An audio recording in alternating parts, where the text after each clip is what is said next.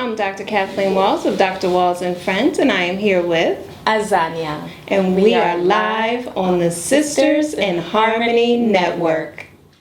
Classical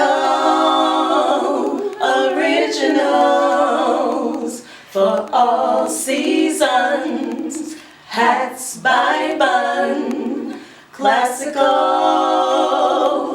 originals for all seasons. Hats by Bunn. Classical originals for all seasons. Hats by Bunn. Welcome to Dr. Walls and Friends on the Sisters in Harmony Network and Africa TV1. We are live on location in Harlem at Hats by Bunn. And I am sitting here with a beautiful songstress and person. Please introduce yourself to the people. I'm AZANIA.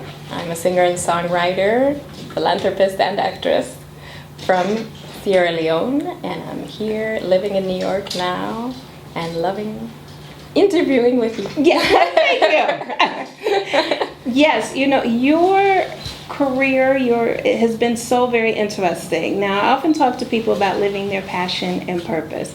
And you've known yours for a very long time. You started singing at what age? Well, you know, all kids sing, but when I really felt like I loved to sing, and that would be for the future, was 6. Wow. I think I was about 6. Wow.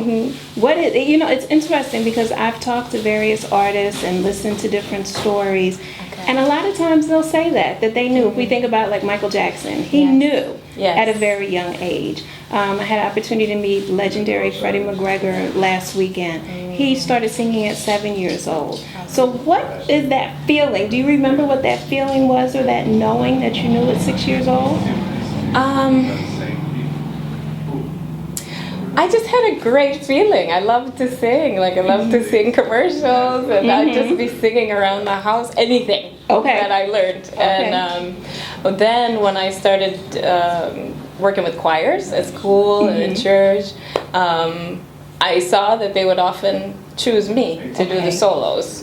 So I started to think, okay, well, yeah, I think I have something special, and I love to just give it. So, yeah, that's beautiful. That is beautiful. And now we talked a little off camera. You've lived in some places that are not historically known for, I would say, people of color to live. True. And so tell the audience about some of those places where you've lived. So I have lived, well, the one that's the most, you know, where the fewest people of color is Switzerland. I lived there for 20 years, and I was in Geneva. In the beginning there were few, but as time went on, there are actually a lot of people of color that live, whether they're from Africa, from the Caribbean, from different parts, but Wow. So it's something where I didn't feel too out of place, really, because people are quite open-minded there. There wasn't a feeling of being that different. You know. So, yeah. Now, how did you end up in Switzerland? I ended up in Switzerland because my mother was working for the United Nations there, and the headquarters are there. So she came 1 year. I came the second year, stayed 2 years, and that's when her mission was finished, so she went back to New York, and I said, Mom, I really love it here. Can I stay? Can I stay? So 18 years I was there on my own. Oh my goodness. My mom would come visit once a year, but I was without family, so my family became the musicians I worked with, the friends from school, and it was a wonderful experience. That's incredible. Now, how did you build your music career over in Switzerland? Was it an easy path or a rocky road, or? Well, the thing about coming from abroad is that you're bringing something more unique. And so the fact that I had spent time in the U.S. and learned singing through gospel and through different styles that are considered coming from the States. They loved that there. And there wasn't a big, you know, community of like soul singers and people who could sing jazz and things like that. So it started really easily. Because my English was perfect, and I just got hired to perform with many different bands of different styles.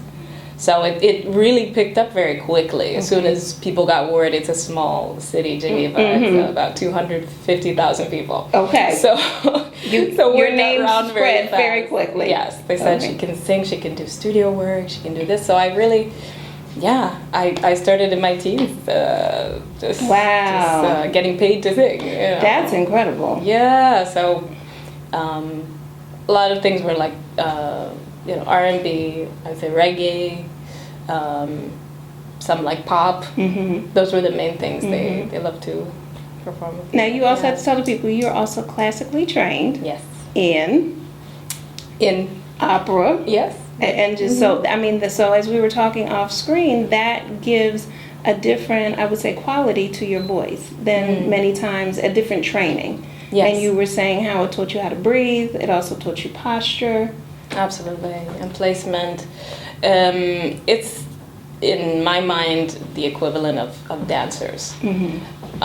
Dancers that are really great usually start with a base of ballet. Yes. Whether they do modern or jazz dance or other styles, it's a wonderful base because you learn the essential techniques. Right. So definitely breathing, posture, placement, and breath control, and just so many different things you learn with classical that improved my singing in every single other style that I did, and especially on stage as well, because it's one thing to sing in the studio, to sing on stage, and I was doing 2 hours of singing, 2-3 hours sometimes on stage.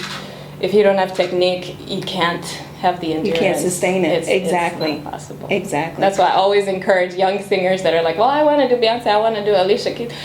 I'm like, okay, great, but do the training before. Just stick with it. I know it's not exactly what you want, but it's going to help you so much more with the other styles and versatility and your runs and all of this. And I would even say depth, because when I hear your music, when I hear you sing, there's so many levels in your voice. There's like a depth that I hear where it's like, oh, she can keep going.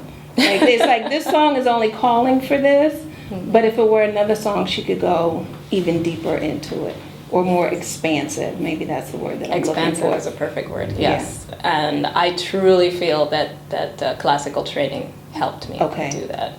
Because it really teaches you how to have a solid base and to have that versatility that if you need to sing very loud, for example, that you're not singing from here, you're not stressing your vocals, it's coming from below. So you have all the space to work with, like a bagpipe. That's a good example. Yes.